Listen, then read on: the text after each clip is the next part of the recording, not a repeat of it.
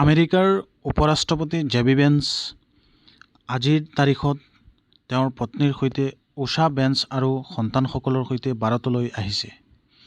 তেওঁলোক air force station পালামত উপস্থিত হয় আজি ৰাতিপুৱা। তেওঁলোকক ভাৰতীয় পৰম্পৰাগত নৃত্যৰে আদৰণি জনোৱা হয়, যিয়ে এই ভ্ৰমণৰ সাংস্কৃতিক গুৰুত্ব বুজাই দিয়ে। আৰু আপোনালোকক পোনপটীয়া এই লাইভ ভিডিঅ'টো দেখুৱাই আছোঁ। এই 4 দিনীয়া ভ্ৰমণৰ মূল উদ্দেশ্য হ'ল দ্বিপাক্ষিক ব্যৱসায় ৰক্ষা, সহযোগিতা আৰু কৌশলগত অংশীদাৰিত্ব অধিক দৃঢ় কৰা। প্ৰধানমন্ত্ৰী নৰেন্দ্ৰ মোদীৰ সৈতে ভেন্সৰ সাক্ষাৎ, ব্যৱসায়িক সমঝোতা, ভাৰত আমেৰিকান সামগ্ৰীৰ ওপৰত শুল্ক হ্ৰাস আৰু আমেৰিকান ৰক্ষা সামগ্ৰী ক্ৰয়ৰ দৰে বিষয়ৰ ওপৰত আলোচনা হ'ব। ভাৰত আৰু আমেৰিকাই 2030 লৈকে দ্বিপাক্ষিক ব্যৱসায় 500 বিলিয়নলৈ বৃদ্ধি কৰাৰ লক্ষ্য ৰাখিছে।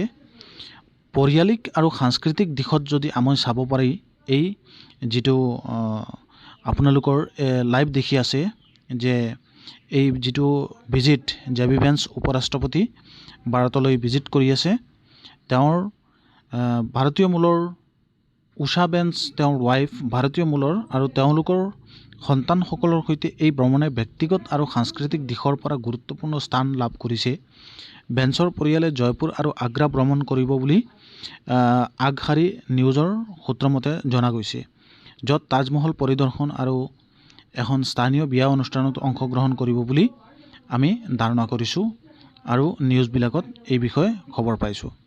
ইয়াৰ আগতে ফেব্ৰুৱাৰী 2025ত পেৰিছত অনুষ্ঠিত AI ছামিটৰ প্ৰধানমন্ত্ৰী মোদীয়ে ভেন্সৰ পৰিয়ালৰ সৈতে সাক্ষাৎ কৰিছিল আৰু তেওঁলোকৰ পুত্ৰৰ বিবেকৰ জন্মদিন উদযাপনতো অংশ লৈছিল ভাৰতৰ প্ৰধানমন্ত্ৰীয়ে। এই ঘটনাক দুয়ো নেত্ৰীৰ ব্যক্তিগত সম্পৰ্ক বুজাই দিয়ে।